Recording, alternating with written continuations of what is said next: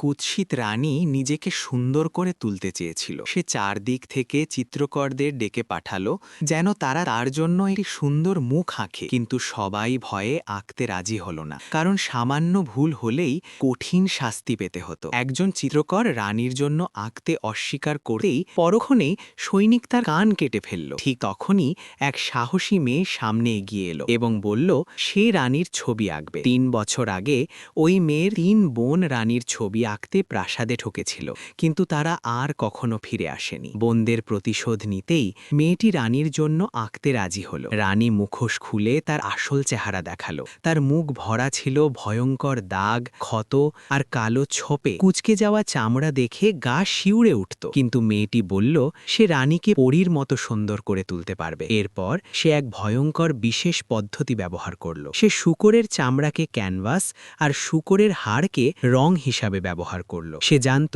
এই পদ্ধতির পরিণতি কতটা ভয়াবহ হবে, কিন্তু তার একমাত্র উদ্দেশ্য ছিল বোনদের প্রতিশোধ নেওয়া। অল্প সময়ের মধ্যেই রানীর সৌন্দর্য ফিরে এলো, মুখের সব দাগ মিলিয়ে গেল। তখন রানীর একমাত্র ইচ্ছা ছিল রাজাকে খুশি করা। ভোজসভায় রানী রাজাকে মুগ্ধ করার জন্য একটি নাচ পরিবেশন করল। অন্য রাজকন্যারা রানীকে মুখোশ পরে থাকতে দেখে হাসাহাসি করল।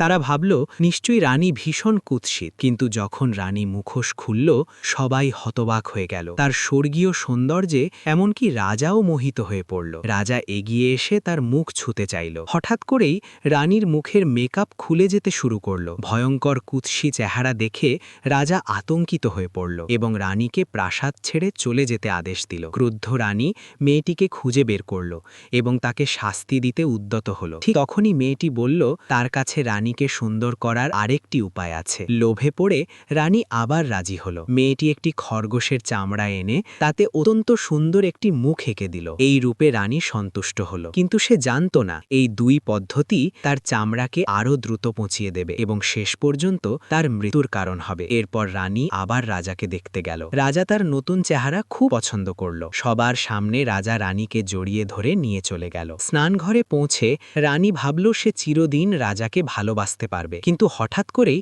সে আবার ভীষণ কুৎসিত হয়ে গেল। তার চামড়া দ্রুত পচতে শুরু করল এবং তার শেষ খুব কাছেই চলে এল।